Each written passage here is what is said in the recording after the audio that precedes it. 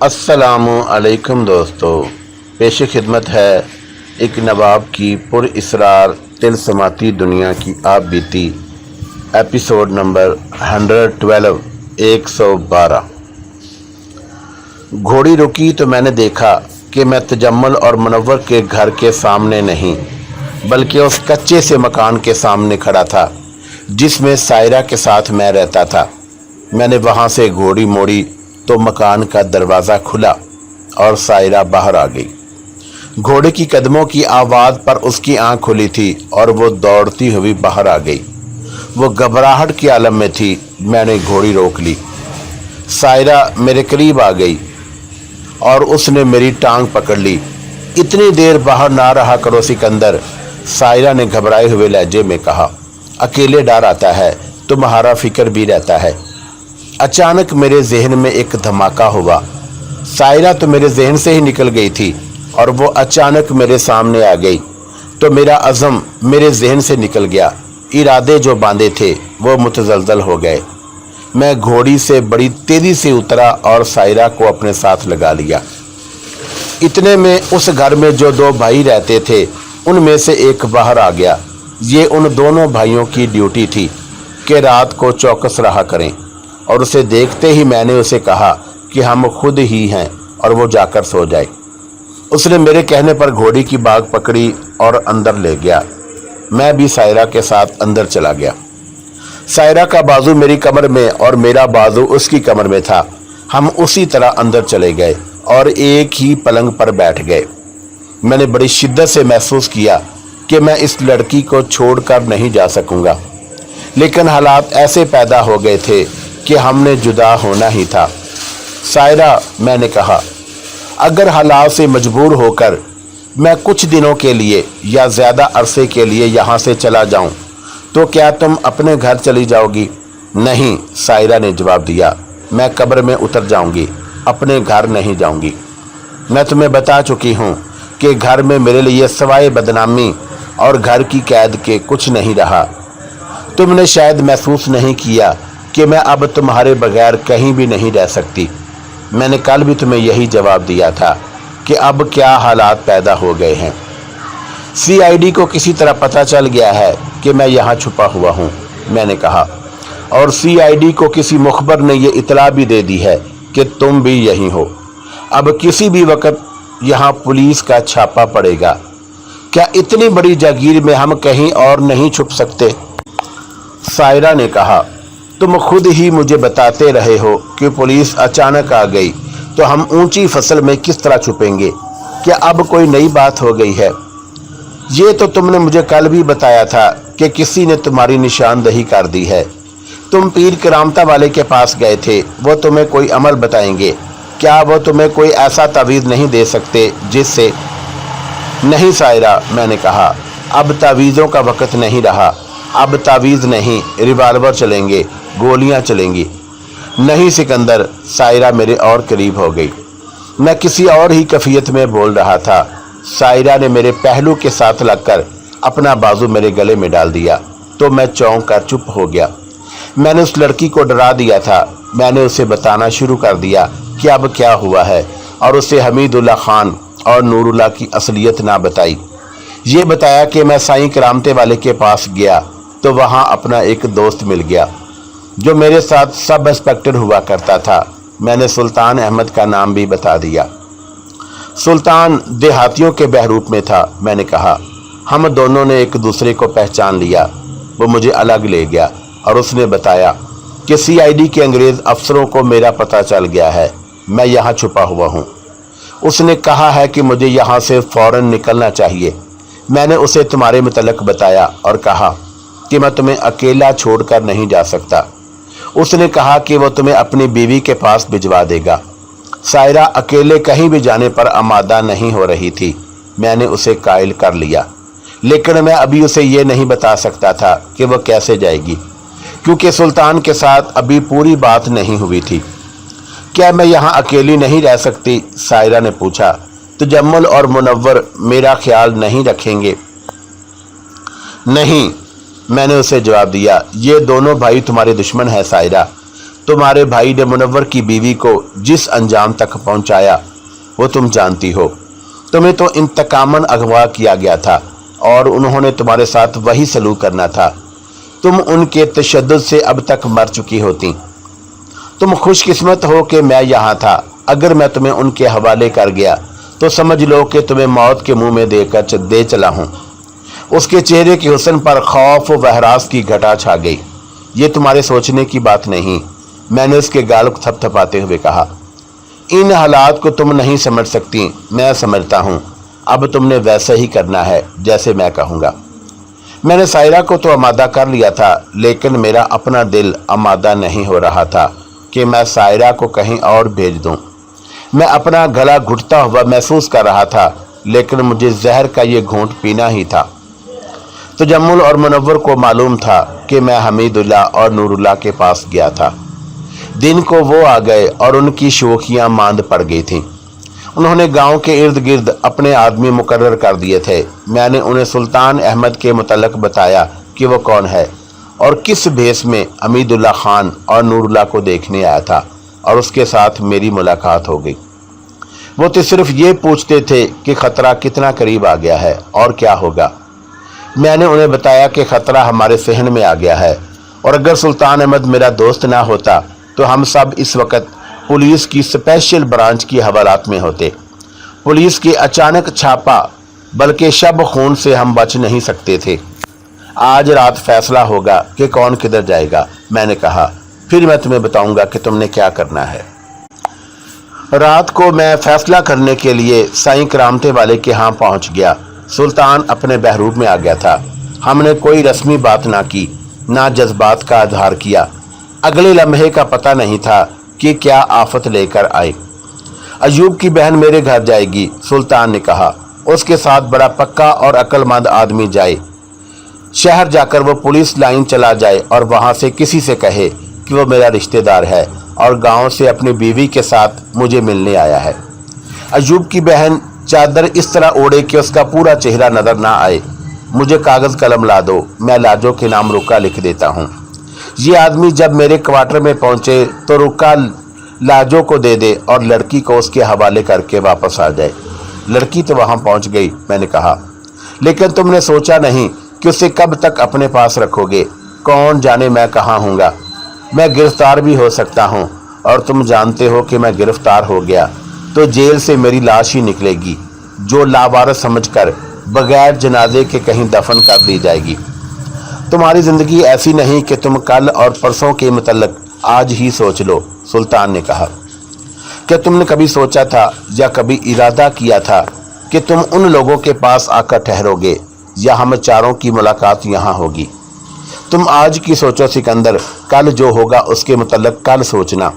ये लड़की मेरे पास तुम्हारी अमानत रहेगी।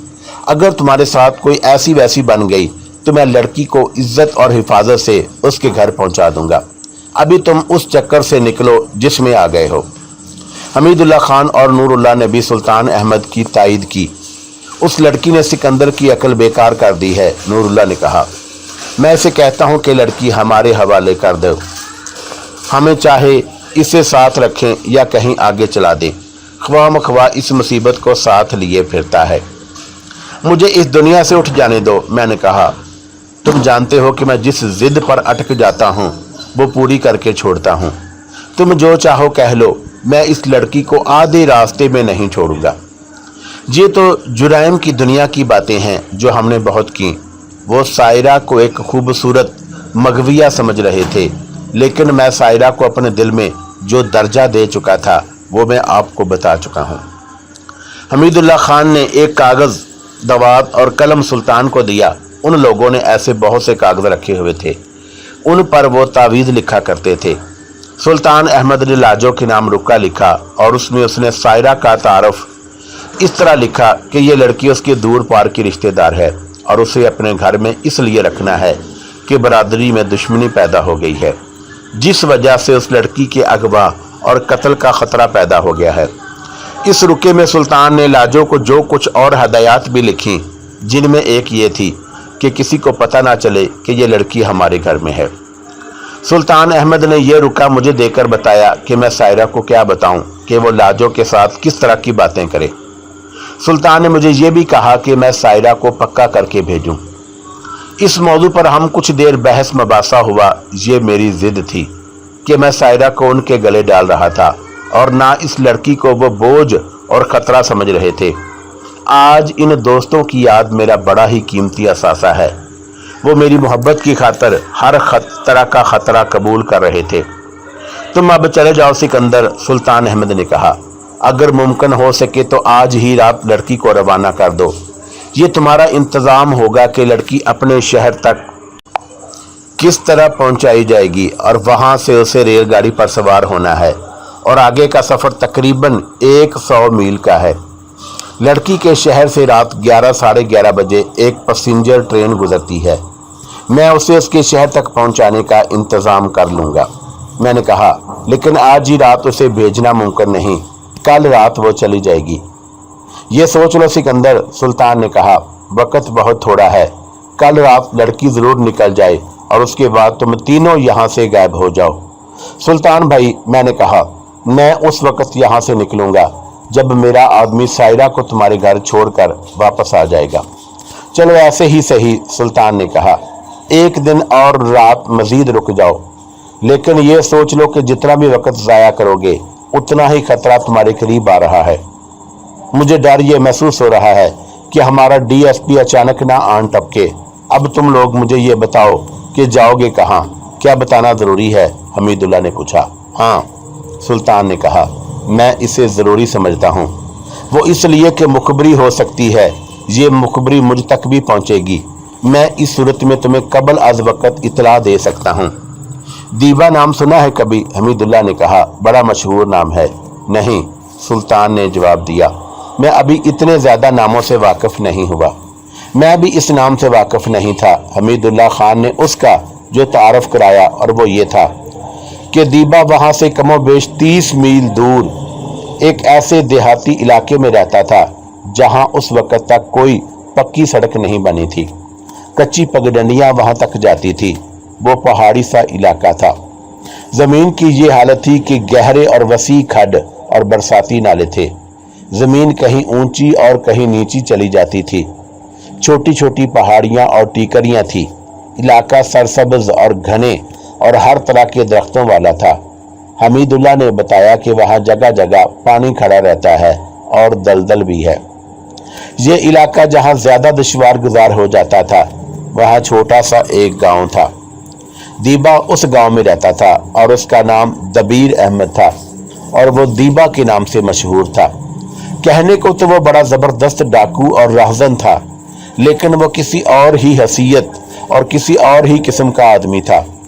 हमीदुल्लाह ने मुझे बताया कि वो एक तरफ तो नामी गुरामी जुराइम पेशे लोगों का पीरो मुर्शिद था और दूसरी तरफ बाइज्जत लोगों में भी हर दिल अजीज और मकबूल था।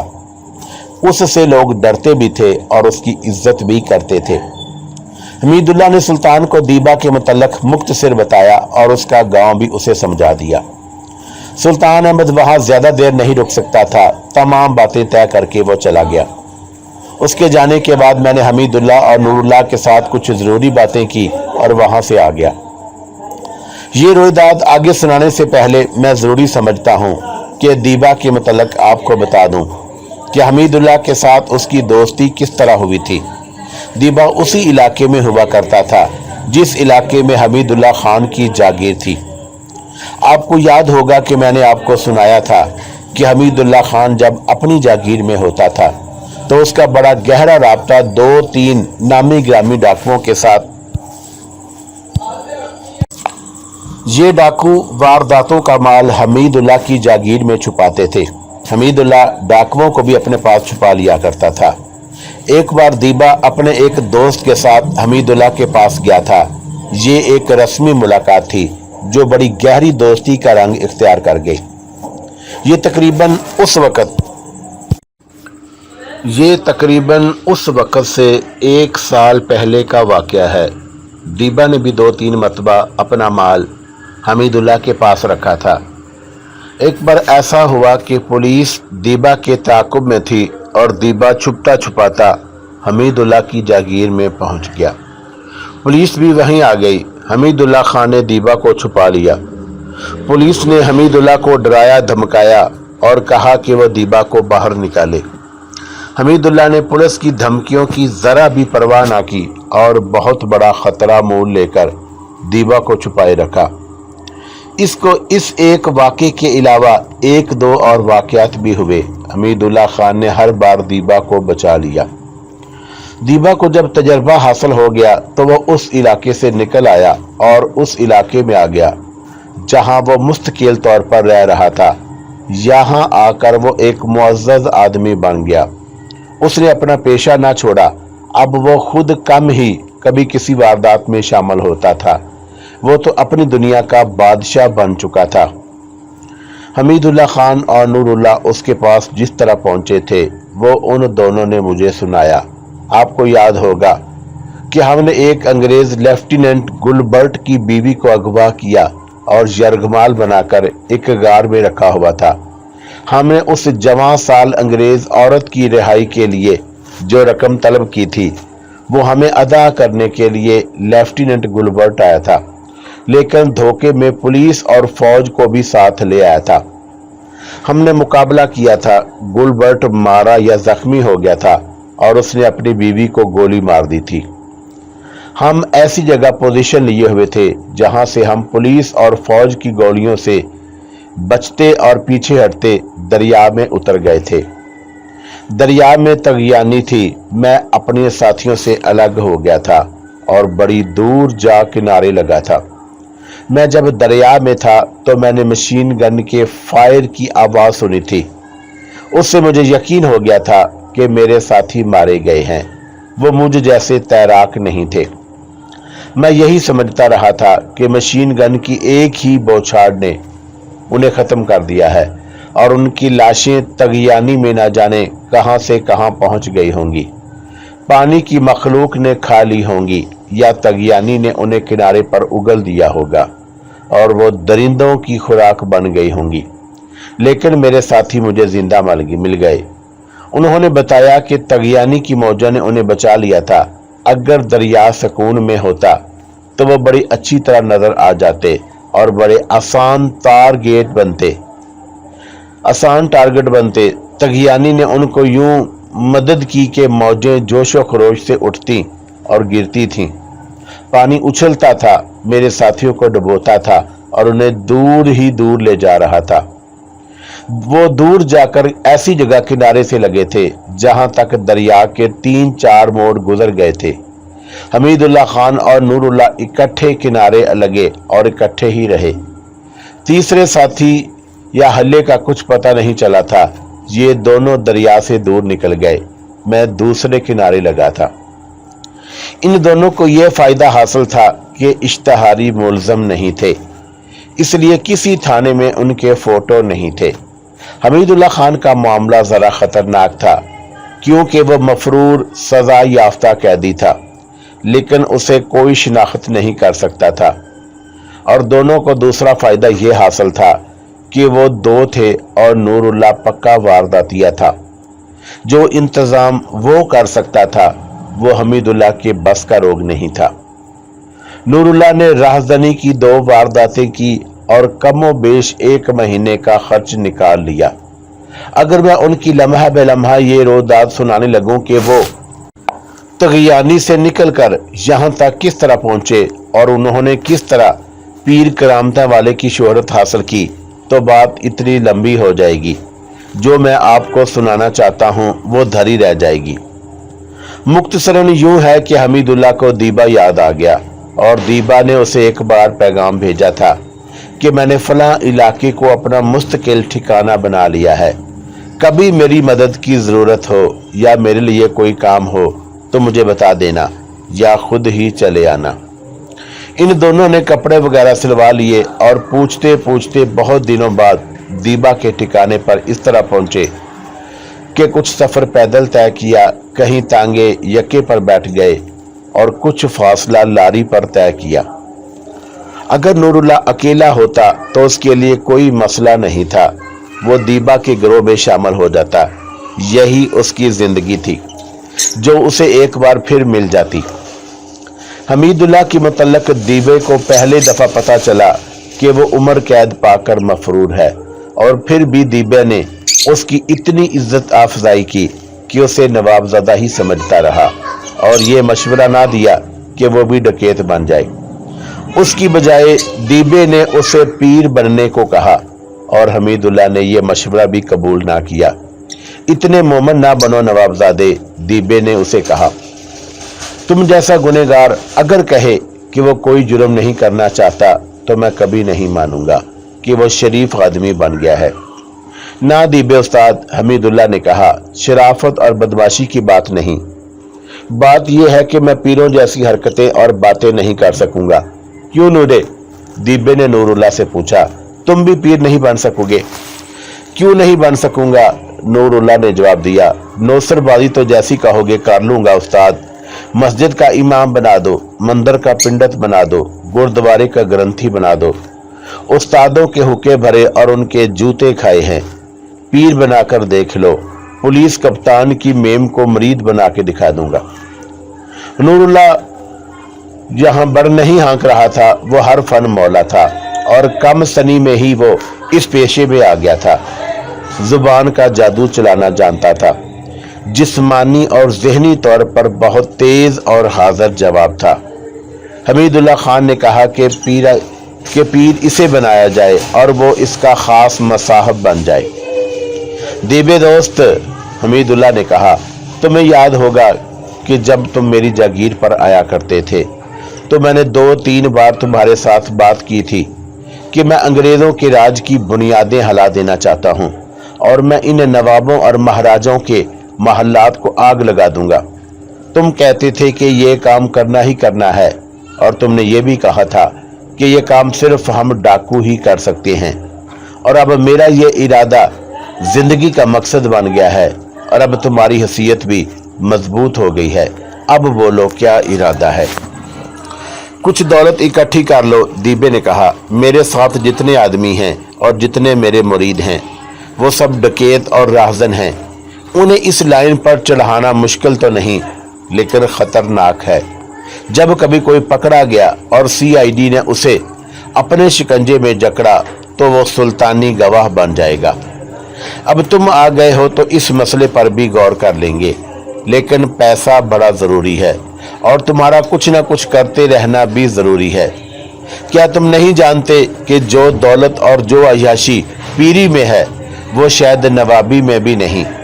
तुम पीर बनकर अपना असर पैदा कर लो तो अपने किसी मुरीद से कहोगे कि अपनी बीवी को थोड़ी देर के लिए यहाँ छोड़ जाओ तो वो बड़ी खुशी से तुम्हारा हुक्म मानेगा। तुम अपनी कौम की इस मजबूरी को अच्छी तरह समझते हो कि मुसीबत के वक्त खुदा से पहले अपने पीरों मुर्शिद को पुकारती हैं और इन पीरों को हमसे ज्यादा कौन समझता है। लोगों ने ये तरीका आसान समझ लिया है कि खुद हिम्मत करने की बजाय पीर के पास जाओ और तावीज़ ले लो और फिर सारे मसले हल हो जाएंगे और हर मुश्किल आसान हो जाएगी।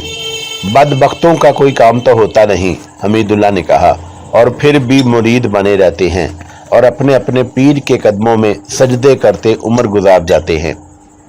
ये पीरों का कमाल है, नूरुल्लाह ने कहा। यही कमाल हमने दिखाना है कि किसी मुरीद को जाल से निकलने ना दो। मैं तुम्हें यह कमाल दिखाऊंगा। मैंने देखा है कि पीर अपने मुरीदों को इतना धोखा नहीं देते जितना मुरीद अपने आप को धोखे में रखते हैं। इस तरह दीबा ने उन दोनों को पीरी मुरीदी सी की तिलस्माती दुनिया में दाखिल कर दिया और उन्हें पीरों जैसे कपड़े और चोगे वगैरह सला दिए। नूरुल्लाह की एक्टिंग देखी, हमीदुल्लाह खान को खास मुसाहबों की एक्टिंग की रहल सहल कराई और अपने गांव में ही मशहूर कर दिया कि उसके पास बड़ी पहुंच वाले पीर आए हैं। दीबा ने अपने जुर्म पेशा शागिर्दों और मरीदों को उस पीर की करामात सुनाई और उन्हें देहाती इलाके में फैला दिया। आप जानते हैं कि हम लोग अफवाह पसंद हैं। एक अफवाह फैलती है तो लोग उसकी तरदीद या तस्दीक की बजाय उसमें मजीद रंग भरते और आगे चलते हैं और नूरुल्लाह साईं करामते वाला बन गया और उसे ये नाम दीबा ने दिया था। चंद दिनों में ही एक गांव से साईं करामते वाले के लिए दावत आई। کہ सरकार कामते वाले हमारे गांव पर रहम करें। और फिर दावतों का सिलसिला चल पड़ा। आखिर एक गांव में नंबरदार ने उन्हें अच्छा खासा मकान दे दिया। यही मकान था जिसमें हम बैठे हुए थे और यही मेरा बिछड़ा हुआ दोस्त सुल्तान मुझे मिला था।